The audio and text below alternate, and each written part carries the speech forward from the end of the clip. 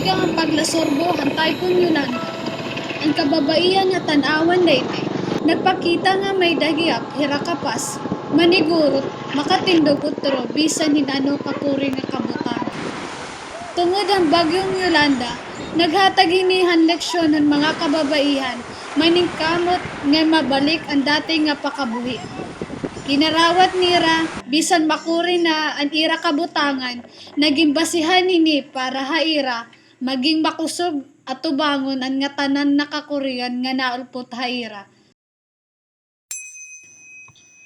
Ang ira storya, amo ang naging boses og kusog.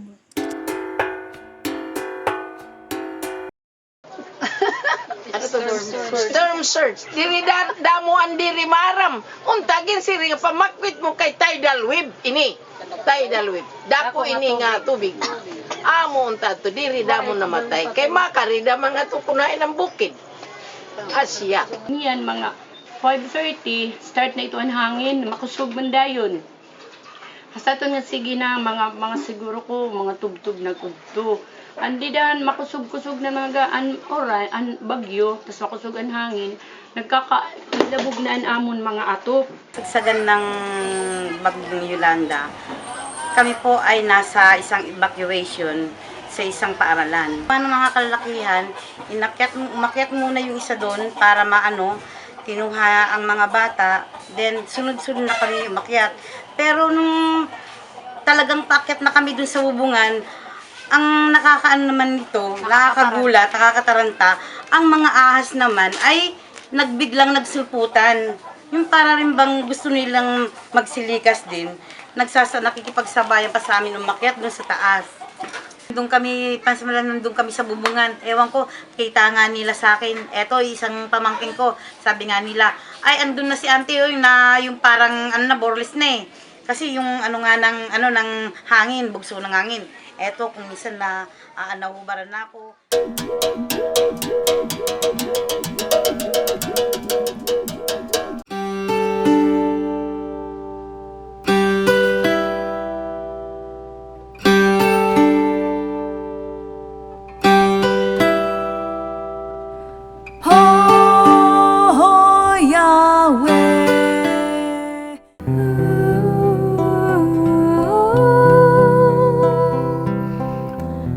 Ako yung Marabot, 49 años. Nagukoy din ha, diversion room. Kauman ang bagyo, ako na lang ang usa, naligkam. Salay naman nag-asawa, pagkamatay. Ito nga. Anak ko na lagi ko, gusto ko ng mga anak. Out man na ng balay, kauman ang bagyo, na was out. Ito nga, wala man ang kakaturugan, dini kami anay serong tulay. Mas na ni ako. Anak-anak, nagsalbar, kaptar na anak, mga anak agudti. At mga anak agudti. Ha? Kauman, doha ko nga apuan na wala. Kumuhan ang dampa. Mana mong dampa, gintagang kami 5,000 na assistance, nakapapalit na liwat ako duha kasi talingkuran.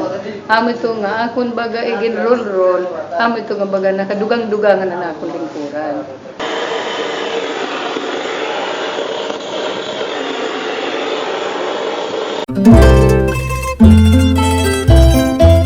Nakong gigamitan farm pag uma. So yan na, nakakaani na kami. Pagtanim ng palay, yun ang ginamitan ko. Hektarya, kung may irigasyon na 80 ka ba niya? 80. Oo, pero di rin naman ito niya permanente, o di man niya sandag kay di rin man niya permanente na kukuha nga so dito nga 80 ka ban kay di man paru-paro panahon.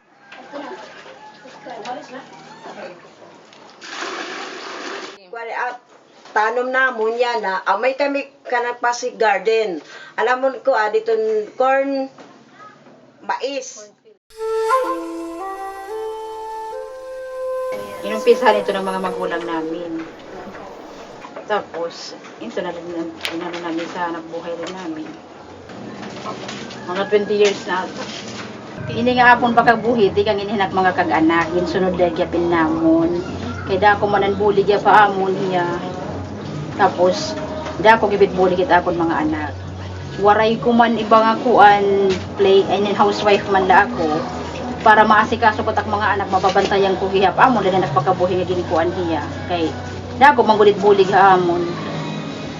Nga kahumanhan typhoon Yolanda gihapon nga ran la ko babae.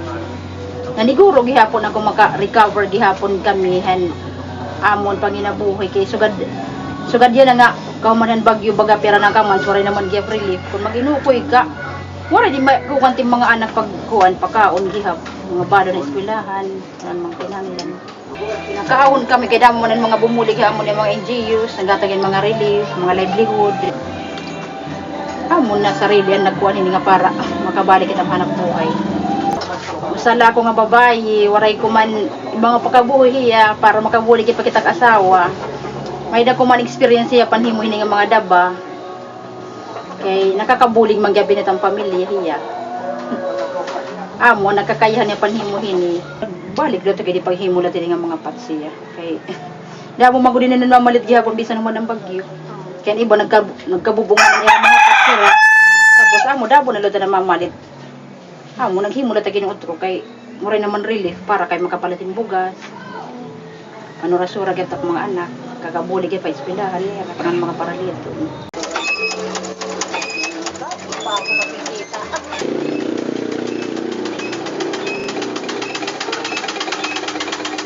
Ako si Marie Bareja, 48 years old. Nag-aaral ako ng college. Yung mga sinusuot ko sa eskwelahan, yung uniform ko, yung pang everyday sinusuot ko, inatay ko lang dahil may makina na kami. Parang yung pinaka-expertise ko, hiwalay kami ng asawa ko, parang doon na ulit kami pag-banana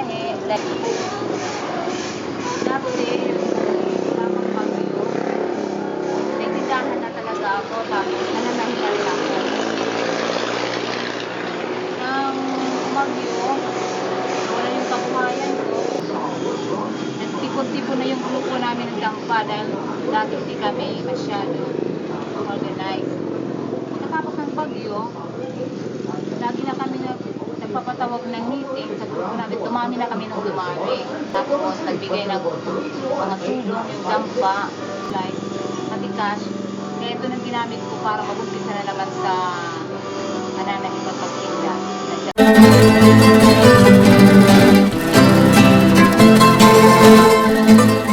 Ani kami panginano gihaponan kanandampa tungod an partehan iyo mga livelihood. So kumusta naman an kuan an gimpawra ma iyo nga mga kapital handampa. Kumusta na naton mga pakabuhian na? Adani ba? Iging kuan namon an amon sugadan amon kami ng tresurera kay farming man an amon gingkuan amon ginloan. Oo, ginuram intended para lahan pag Ang na-organize ko na pong barangay ay bali 16.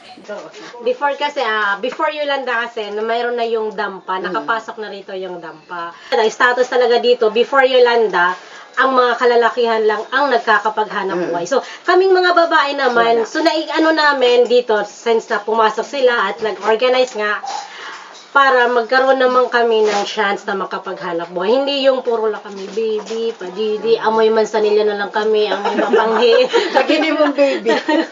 So, yeah. So, para din sa aming kababaihan na makabangon kami after Yolanda. Sa amin na naka-avail doon po sa sa 5,000, ay iba ginamit po sa tindahan, yung iba po sa barbecue, yung iba sa mga food vending, iba sa farming po, then yung iba sa vegetable garden, and others po sa pagbaboy po.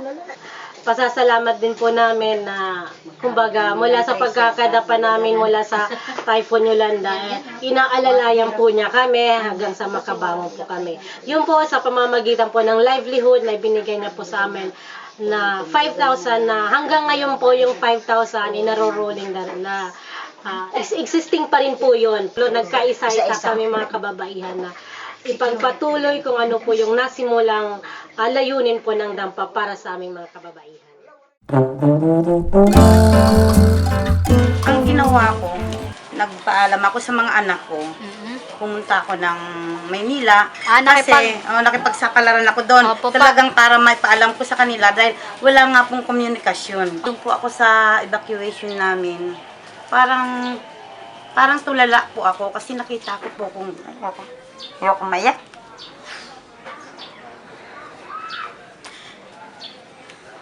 Nakita ko po kasi ang kalagayan ng mga tao dito noon. Kung nung paglabas namin dito, ang mga tao na para bang wala sa sarili, ika nga para mga zombie, ang daming mga patay. Marami nang nangluluting noon. Dahil nga kasi sa wala nang kinakain after 3 days na yun. So, napag-isip-isip ko, sabi ko, siguro pwede na akong magpunta ng opisina sa Maynila para maipaalam ko sa kanila kung anong kalagayan talaga rito. So, ang nangyari, paalam po ako sa mga anak ko. Ayaw nga nila akong payagan. Kasi nga po, ang transportation. Sabi ko, kung mag-i-stay lang ako dito, anong gagawin ko? Tutulala. Talagang siksikan sa bus. Kahit na lang sa estribo kami nakatayo, kung minsan nakaupo, talagang mahirap ang pinagdaanan namin papuntang Maynila. Tapos nakita nila, inisa-isa namin yung doon, tapos yung mga used clothing para may padalhin rito, inano namin sa sako, yun. Tapos, 10 barangay po ang nabigyan namin. Ang dampa ay nag-distribute po ng mga gamot din, mga relief goods, mga school supplies, and then ang last ay yung housing materials. 600 plus kasi may mga kalalakayan din po eh. Mga ilang weeks pa yata yun bago dumating ang mga goods. Pero bago yan, ipinaalam muna namin sa munisipyo na kami ay magbibigay ng mga relief goods. Para malaman din po ni Mayor kung ano ang mga ginagawa namin.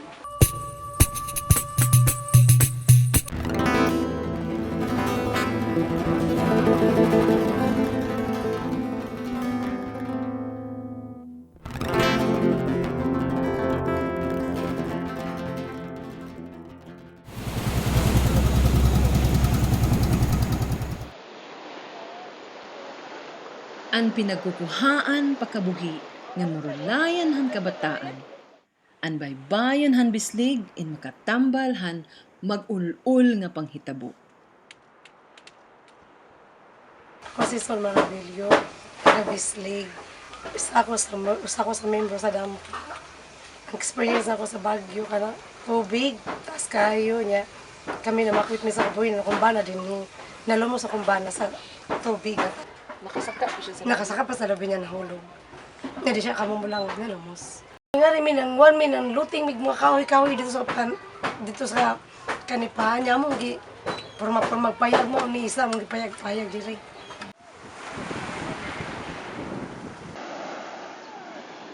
An babayi naghimay-himay han mga maul-ul na panhitabo nga may matuo nga kamay-ada hin maupay nga kabuwason para han iya mga anak.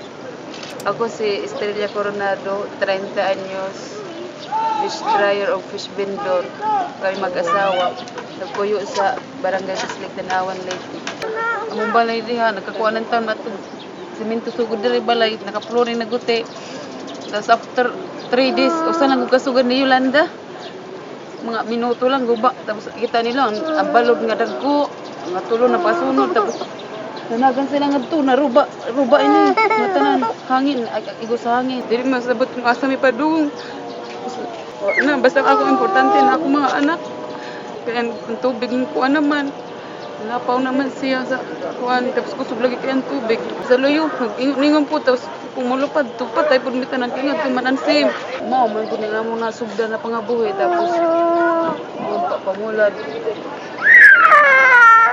Tapos kung baboy-baboy, kaya kung wari napunan, magkabalik ang puning baboy. Magpalit may isda, amo po di ibulad, para tapos pagbulad na mo, amo po di baligya para matubo po. 4 ang kapitan. Mapalit dito sa siyudad sa isda. Dali na sa is.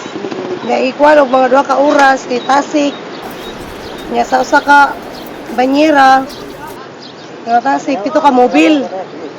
Pagkahuman, mga 2 ka oras, ihabwa na po, dingato na po sa tubig nga, tabang para mahugas. Largo na pagkatag sa kapin. Mo na ni siya niya. Sa kadlaw ito nga, basta sira kayo, sa kadlaw lang ito nga ang pag-uga. Mauga na siya. Uwan po Pero uwan gani, pagtulog kadlaw nga ito po sa 4 kadlaw. Para bisan marubang nga tanan mga mga wari mga kay basta kompleto ang pamilya. Importante mamati ug ka sa government. Padayon gihapon han kinabuhi, kay ang mga babayi nagtuo gihapon, nga hira makatukod han bag-o nga panimalay.